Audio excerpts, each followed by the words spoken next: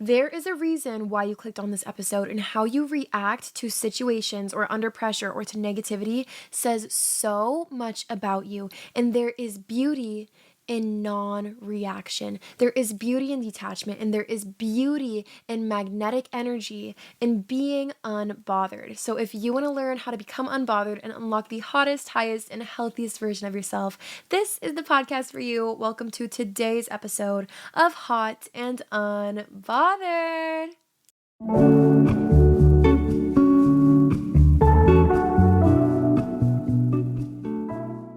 Hello, beautiful people, and welcome back to my podcast. If you are new here, my name is Brianna Gomez, and I am your host of Hot and Unbothered, or you can call me Bri, whichever you prefer. But this is the podcast for you, the ultimate place to be if you are looking how to improve yourself, how to grow, how to strengthen your mindset and your confidence and your self-love. If it is your first time listening, I am so happy you're here, and I just want to welcome you with open arms. I firmly believe that there is a reason why this specific episode found you today, whether you're a first-time listener or whether it's your 100th time listening to this episode. I don't even know if I have 100 episodes out. I probably do.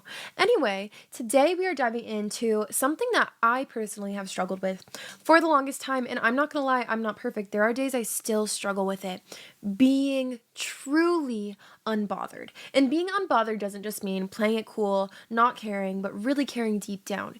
It means being fully able to face a difficult situation or a difficult person or something that's really setting you off in sparks of fire in a bad way inside of you, and being able to not stoop down to a lower level and not react, and to remain unbothered and to release control.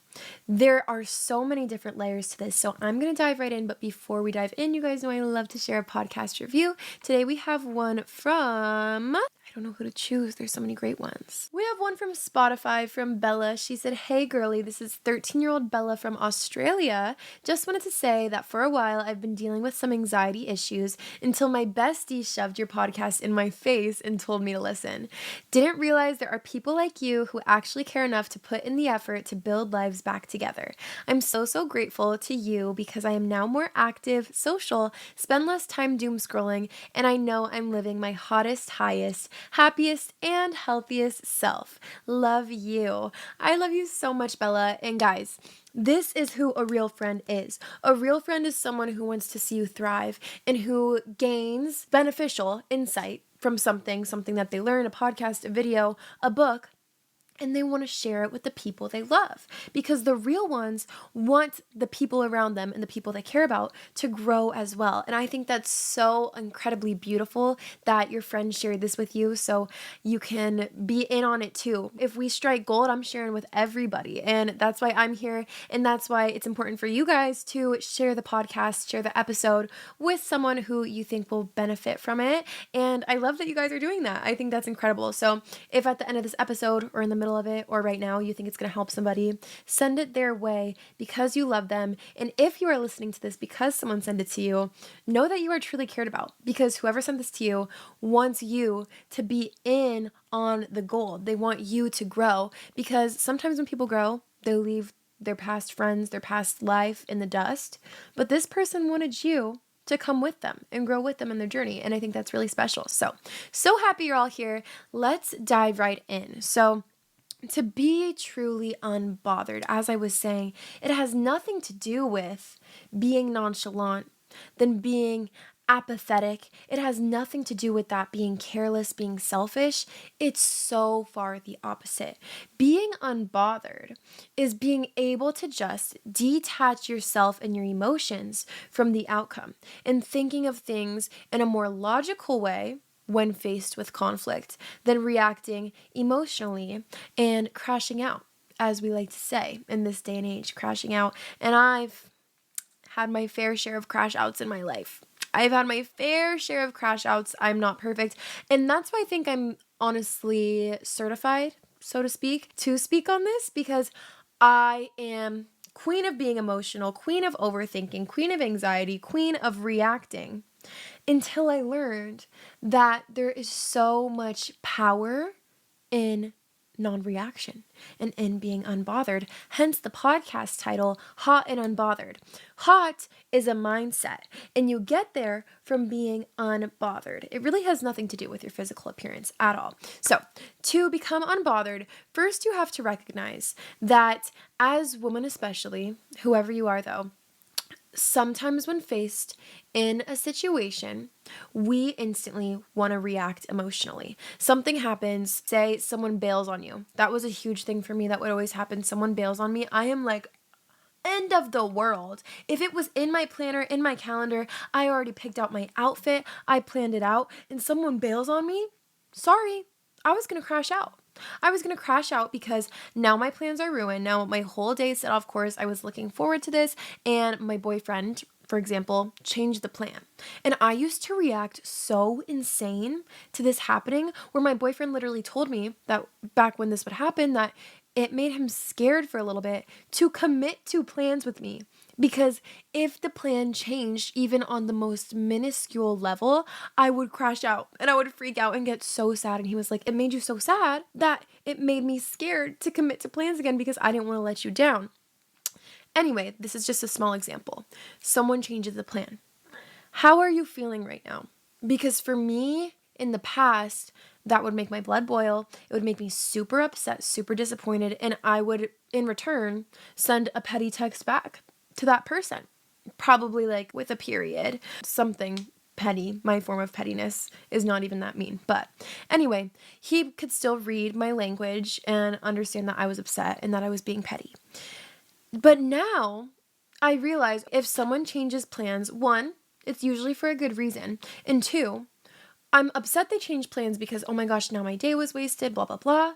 Well, you know what's wasting your time and energy even more is the energy and time that you are putting into feeling so distraught over this minor change. So one of the first aspects of being unbothered is being able to adapt to change. How do we adapt to change? It's accepting and coming to terms with the fact that we cannot control anything. We cannot control anything. The picture is already painted, if that makes sense. Your life is already written out for you. You can't do anything to change someone else's mind, to change the outcome. Let it go. Let it go because it's not worth the time and energy that you are putting into freaking out over something. That's something that I realized is holding grudges and being really upset and letting myself get worked up over something. That wastes even more time and energy. I was upset over losing time and energy, and now here I am wasting more time and energy. Make it make sense. It doesn't make any sense, yet we love to react. Somehow we feel like that makes us feel better, but what will really make you feel better if you learn how to adapt. Okay, this person bailed on me for our beach date. Well, why don't I turn it into a solo beach date? Take myself on a date, bring my journal, bring a coloring book, bring some headphones, or why don't I call up this other old friend who I've been meaning to hang out with or catch up with? There are so many other alternatives, yet when we have our heart set on something, we become so attached to it. And that's one of the bigger human flaws is this sense of attachment. And I don't mean attaching to another person, although that's a whole other thing, but attaching to the outcome. We see the outcome and we cling. We cling onto it so tightly. We cling onto the idea of how we wanted someone else to react or speak to us or treat us. We can't control that at all. Somehow, though, when it doesn't go our way, we're upset because we had this preconceived idea of how it should be. Now, you're allowed to hold people to a certain standard. You're allowed to be hopeful. But I used to have it so badly where I planned it down to a T, to the tiniest little detail. I would plan out and try to preconceive what would happen when really it's completely out of my control. And I have no idea how it's going to go. So that's one of the main things is to let go of that attachment to the outcome. And that's all about the law of detachment. The law of detachment states that you are simply letting go of the attachment to the outcome. And this will set you so free in life, especially with anxiety. I know a lot of you guys loved my overthinking and anxiety episode. This ties into that so greatly. Just knowing that there's nothing we can do. There is nothing we can do to change someone else's behavior or the outcome. And this ties into the let them theory, which I believe was originally made popular by Mel Robbins, the queen. She's the queen. Basically, when you're faced with a situation and you're not liking the outcome, someone who you thought was going to like you, you're talking to this guy and you thought that he was going to be the one, and he breaks things off with you. Or no, he even just as simple as bails on you or not responds to your text. Let them. Typical me would have started spiraling in the past. I would have started spiraling. I would have let it get to my head. I would have texted all my friends, be like, oh my gosh, he didn't respond to me. What do I do? It's over. I don't know. I would have started journaling about it, which journaling is healthy. But I would have started planning my oh my gosh, if he doesn't respond to me for 8 hours, then I can't respond to him for 16 hours. All that silly stuff. Just let them. You don't have to do anything. Let them do what they are going to do. And that works for anything in your life. That boy didn't text you, let them. That friend doesn't want to be your friend anymore, let them. And there's a fine line of this, right? But I think there's a healthy amount of letting them. If someone doesn't appreciate you enough to see your worth and treat you properly, walk away, let them stay where they are. It's not your job to teach someone how to treat you. It's not your job to tell them why they wronged you. When someone shows you how they feel about you, don't try to paint a different picture, because people will show you exactly how they feel about you with their actions. So stop trying to ask questions. Stop trying to paint a different picture and make something else true and protect your idea of them in your head. Let them show you how they feel about you, and don't try to twist it a different way. It's not your job to make excuses for people. It's not your job to manipulate the situation to get it to work out in your favor, to get them to like you. It's not your job. So learn how to let go and let them. An additional aspect of this is let me. Let them, let go, and let me. Oh, you're going to treat me badly? Well, I'm going to let you do that. I'm going to let go and let myself walk away. Allow me to be the one who doesn't have to explain myself. You owe them nothing. You owe them nothing. If this person wronged you, you don't have to spell it out for them. They know exactly what they're doing. They know very, very well. You don't owe them any explanation. Remove yourself from the equation. That is the biggest reaction. That is the most powerful, goes without saying, claiming your power back and protecting your peace. And this goes with everything, with family, with friends, with boyfriends, with girlfriends. You do not owe them any explanation. The most powerful reaction is no reaction at all. The best response sometimes is no response. Sometimes it's letting go, not having to prove yourself to someone, not having to spell out for them how they wronged you and how they hurt you and how you wish they were different. It's letting go and protecting your peace and letting them miss out on you for the rest of their life. You don't have to react in some crazy unhinged way. You don't have to go slash their tires or expose them on social media or write them a whole paragraph or go show up at their door crying. You don't have to beg someone to see you. Detaching is the biggest power move. It's claiming your energy back, claiming back this part of you that was given away to that person. When we are reacting so strongly to someone that hurt us, we are giving them our time and our energy. Take that part of you back. That is yours, and they gain something. When you are giving someone who is toxic your time or your energy, they feed off of that. They see that it's making you upset and they love a reaction. All a narcissist, all a toxic person, all an abuser wants to do is to see you react. All a bully wants is to see you react. They want to see you cry. They want to know that it's making you emotional, that it's hitting some nerve in you, it's striking some emotion up in you, because that means that it's working. Whatever their intention is, they know that they are accomplishing it by seeing you react. The best reaction is to look at them in their face and laugh or shrug. So what? And this will help build your emotional independence. This will help keep your energy clean and keep it magnetic and keep it yours. So I want you to journal or just reflect, but I highly recommend getting out your journal and ask yourself, what am I holding on to that's not mine to carry? I found myself clinging on to something that someone did that wronged me in the past, and I had been tiptoeing around it, and it was something that was making me so emotional, and I was just holding this within myself, holding this resentment and this confusion within myself, and then I realized this is not even my thing to carry. So what I need to do is to look inward. What's bothering me? Can I control what this person did? No.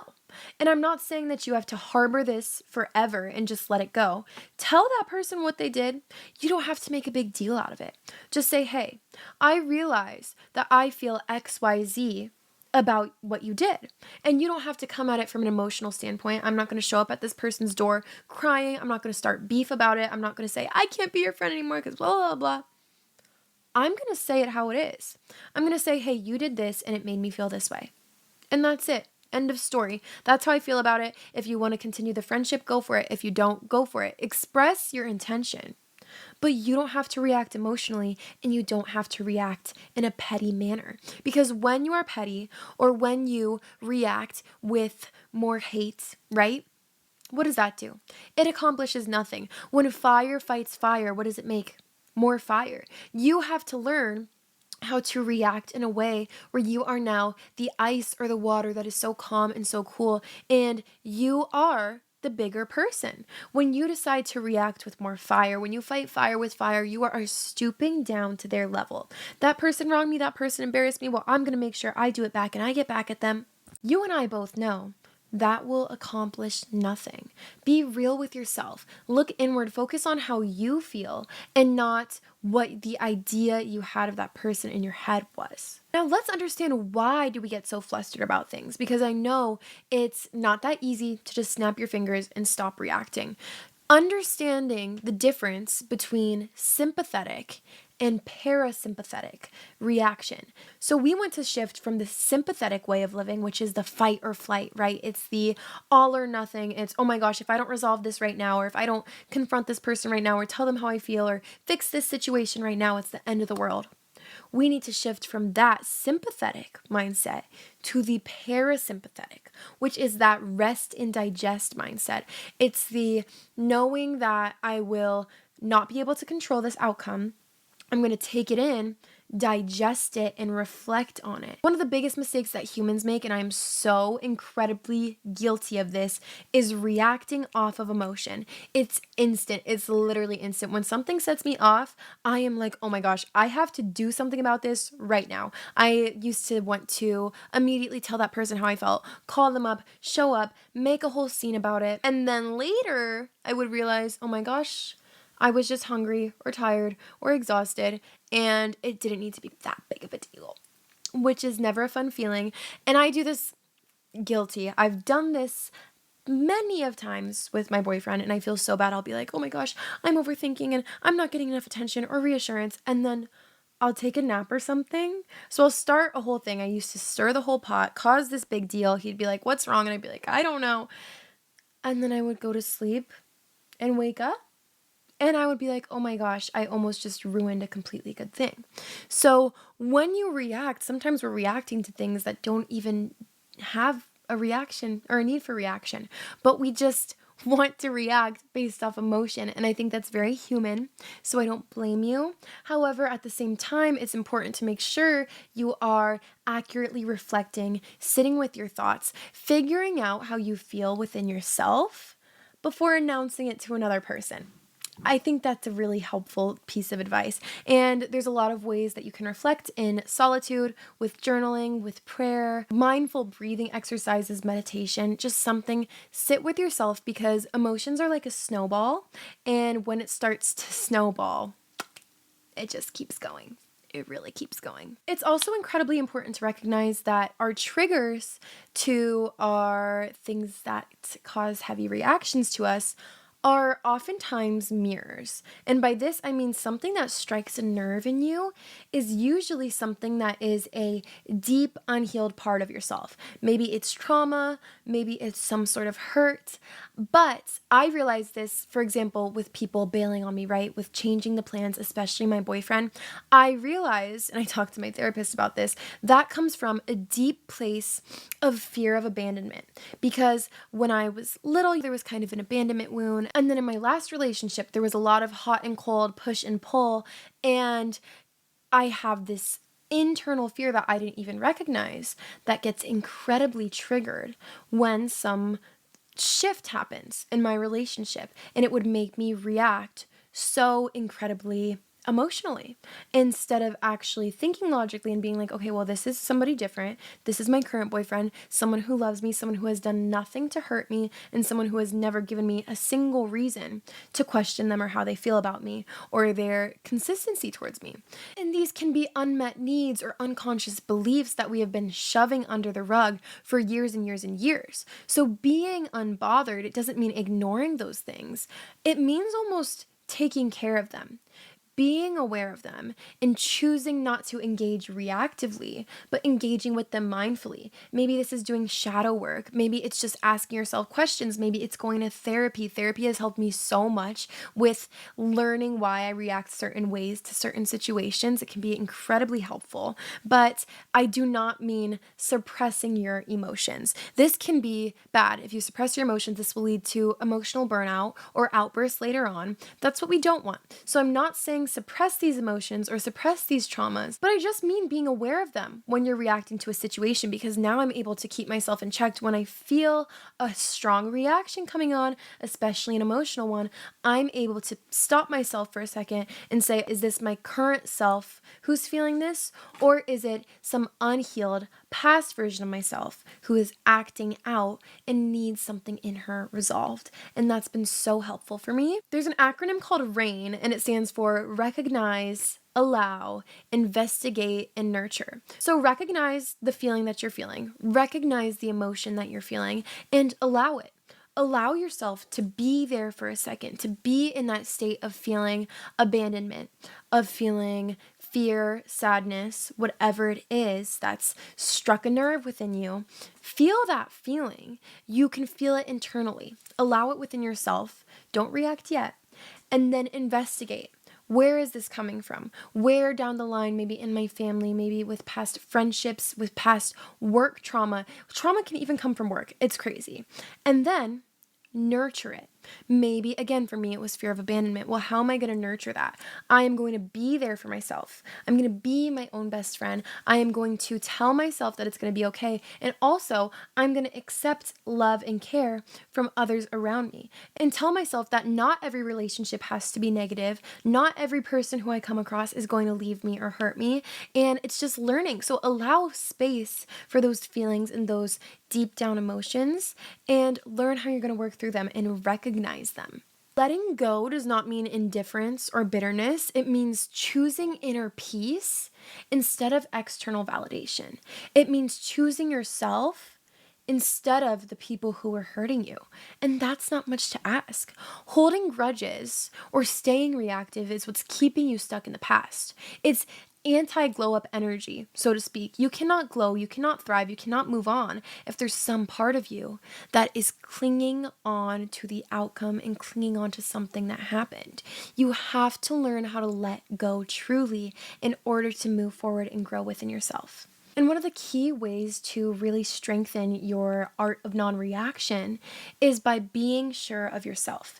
Because if you're so deeply healed and rooted within yourself, there's nothing anyone can do or say that will set you off course. For example, if someone tells you that the sky is orange, but you know the sky is blue very, very well, you're not going to believe them. Right?